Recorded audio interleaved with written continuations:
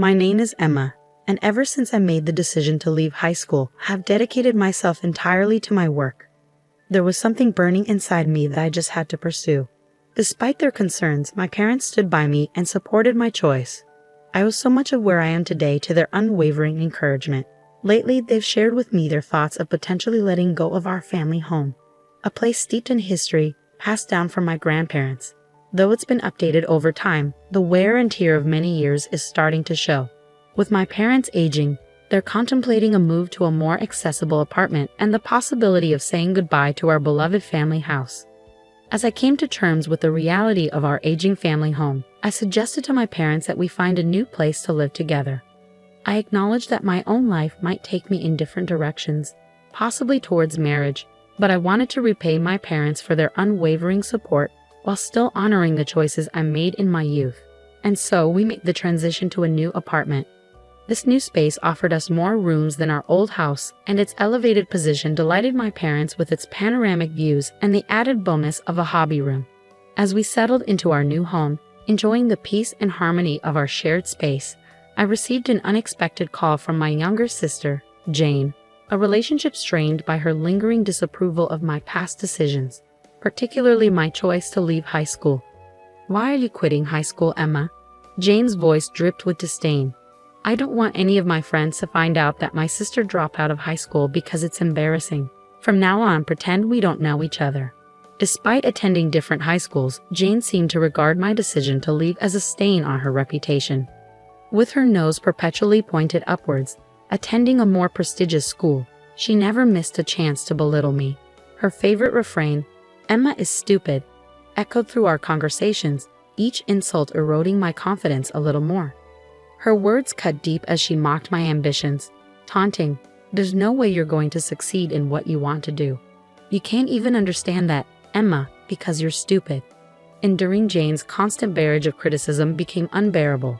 Every day felt like a battle as she reminded me of the disappointment I brought upon our parents. Exhausted and fed up, I resolved to forge my own path. As soon as I started earning money from part-time jobs after dropping out of high school, I packed my bags and left home, determined to prove Jane wrong. 10 years had passed since then, and in that time, Jane had also departed from home. Our once tenuous connection had dwindled to nothing, and even as she embarked on her college journey solo, her ties to our parents grew increasingly faint. When the decision arose to demolish our family home, my parents sought input not only from me but also from Jane. Yet her response was curt and indifferent. "I don't care about that old house. Do whatever you want." My parents were left bewildered, grappling with the question of why Jane had become so distant. Then, out of the blue, a call came from Jane, catching them off guard. As my mother recounted, Jane had taken the plunge into marriage without so much as a word to our parents. "So you've chosen a condo, huh? Well, bring your husband over sometime. We'd love to meet him and see your new place," my mother offered, her voice laced with a mixture of surprise and anticipation. With those words, Jane's marital status was suddenly laid bare. My parents, caught completely off guard, reacted with surprise, while Jane herself brushed off the revelation casually, as if it were a trivial detail she had forgotten to mention. What struck us as particularly odd was Jane's apparent lack of intention to hold a wedding ceremony. This seemed out of character for someone who had always been enamored with the idea of a fairy tale wedding. Ever since she was a little girl, she had often shared her dreams of being a princess and described in detail the dress she envisioned wearing on her big day. It was perplexing that she would forego such a cherished tradition. I couldn't help but speculate about the reasons behind this decision. Perhaps financial constraints played a role, but Jane quickly dispelled that notion by revealing that her husband worked alongside her at the prestigious company where she was employed. This only added to the mystery surrounding Jane's sudden marriage. Finally, the day arrived when Jane and her husband paid a visit to our parents' home.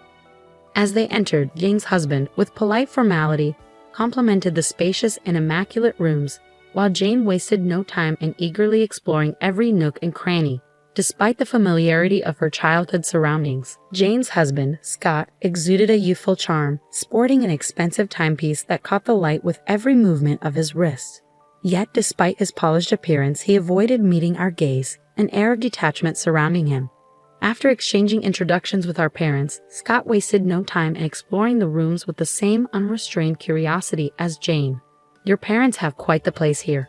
The location is perfect, and there's even a shopping mall nearby. You guys lucked out, he remarked. Yeah, we're really grateful. Emma played a big part in finding this place, my mother chimed in, offering a warm smile in my direction. It was nothing, I replied modestly, but Jane couldn't resist the urge to make a cutting remark. Really? You have an older sister. I didn't even notice. With such a beautiful and lavish home, I would have expected someone more impressive, she sneered. Emma is not freeloading, my father attempted to interject, but Jane brushed him off, gesturing towards me and beckoning Scott over. Hey Scott, come here. Can you believe this is my sister? This is the one you've been hearing about, she said, her tone dripping with disdain. I didn't recognize her because you two look nothing alike. As Jane and Scott launched into their mockery, I stood there speechless and stung by their words. My mother's reproachful tone broke through the tension. What on earth are you saying? She scolded Jane, but her words fell on deaf ears. My sister didn't even finish high school. She's not the sharpest tool in the shed. There's a world of difference between us, you know, those of us who actually graduated from a state university. Jane continued, her words laced with superiority. The revelation that Jane's sister hadn't completed high school hit me like a punch to the gut, and it seemed Jane had no qualms about airing this perceived inadequacy to Scott. If she harbored such embarrassment about having someone like me in her family, it was no wonder she felt the need to distance herself.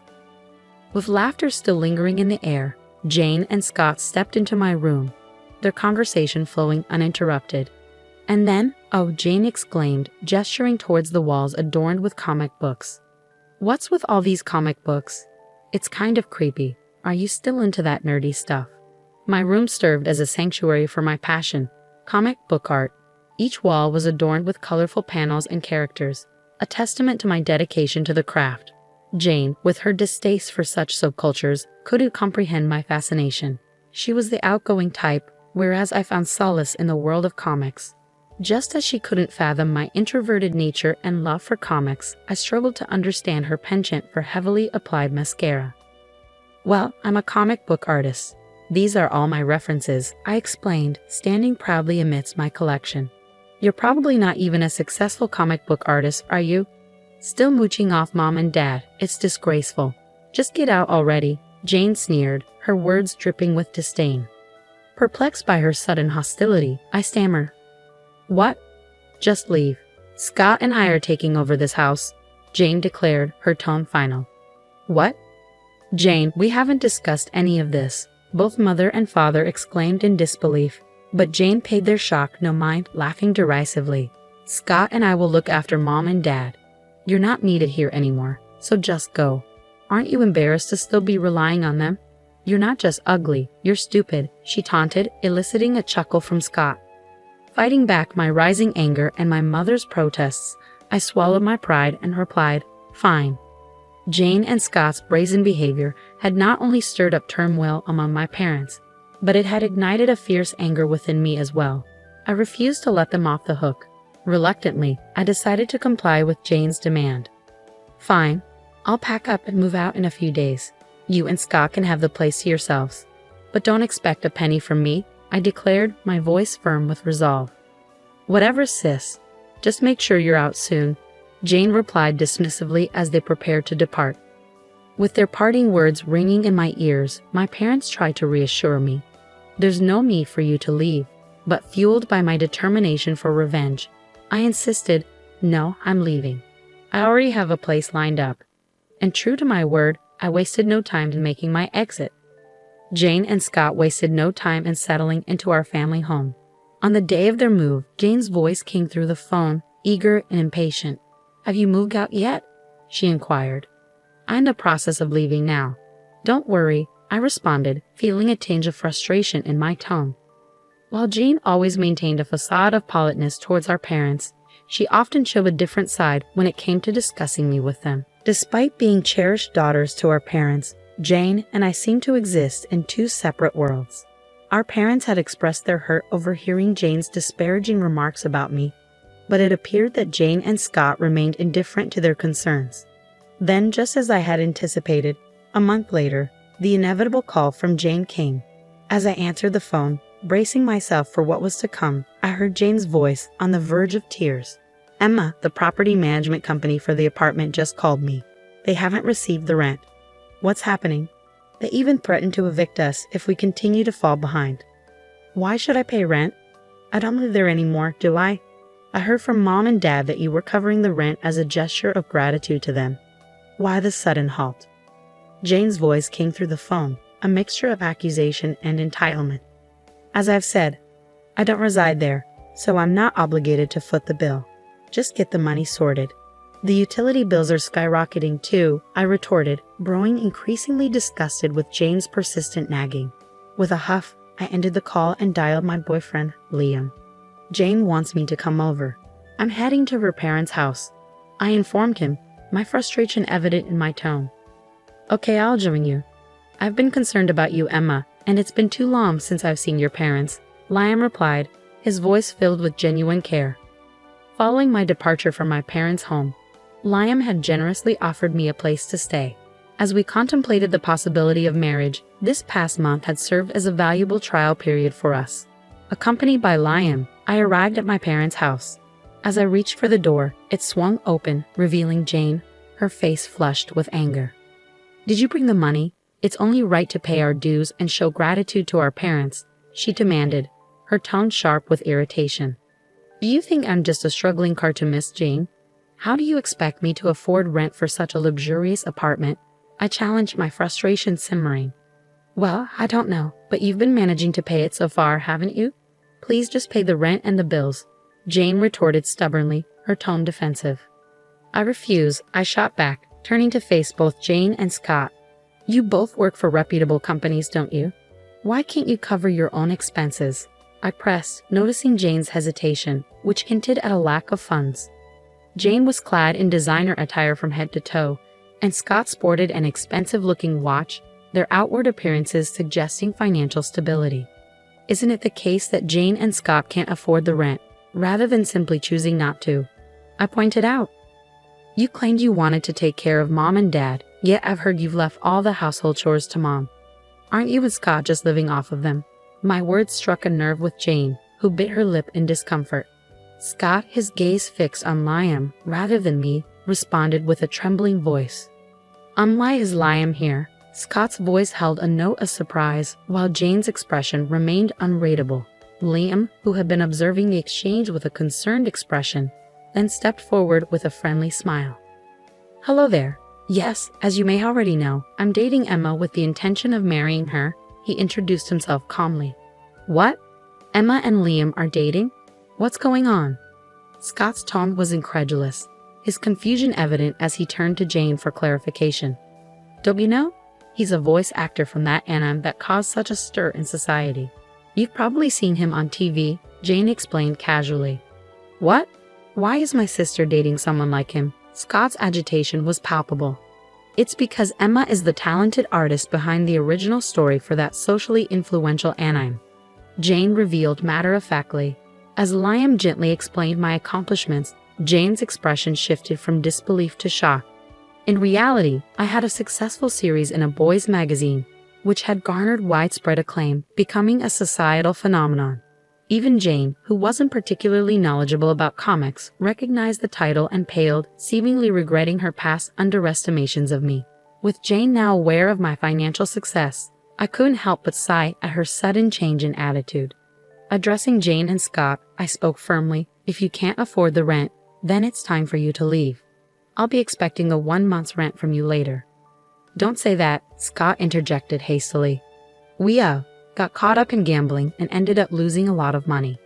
It emerged that Jane and Scott had become entangled in gambling, squandering their funds on slot machines. Their decision to move in with their parents was driven by financial hardship, exacerbated by borrowing money from dubious sources. Most of their earnings were being funneled into repaying these debts, a revelation that left me reeling with shock. I have no intention of aiding Jane, who has continually belittled me. Our parents are relocating, so it's time for you and Scott to vacate immediately. I won't tolerate any further burdens on Mom and Dad. Why are they moving? So you two won't come running to them in need? I can easily envision debt-ridden Jane causing further strife for our parents. If you don't depart promptly, I'll have no choice but to charge you for the second month's rent as well, I declared firmly, leaving no room for negotiation.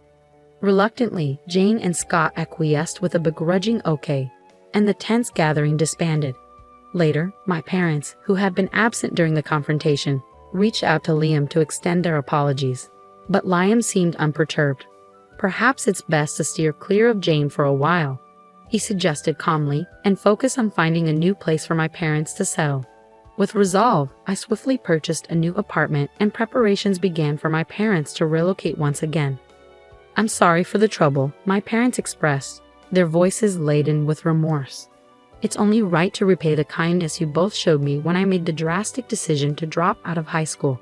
I owe everything to your support, I replied earnestly, moved to tears by their unwavering love and encouragement. Despite my parents' emotional reaction, Jane and Scott continued to struggle with their debts. However, I felt no obligation to show them mercy. Therefore, I insisted on full repayment for the rent and utilities I had covered on their behalf. Despite my demands, Jane and Scott failed to repay the money and ceased responding to my calls. Determined to recoup what was owed, I contacted their workplace directly, eventually securing the payment. Unfortunately, this exposed Jane and Scott's financial struggles to everyone at their company, leaving them feeling uncomfortable and exposed. In the midst of these challenges, Liam and I embarked on a new chapter together, eventually tying the knot with the blessings of our parents. Despite severing ties with Jane and Scott as blood relatives, I harbored no ill will towards them and wished them strength and resilience in their endeavors. As for Liam and me, we have found happiness and fulfillment in our shared life together.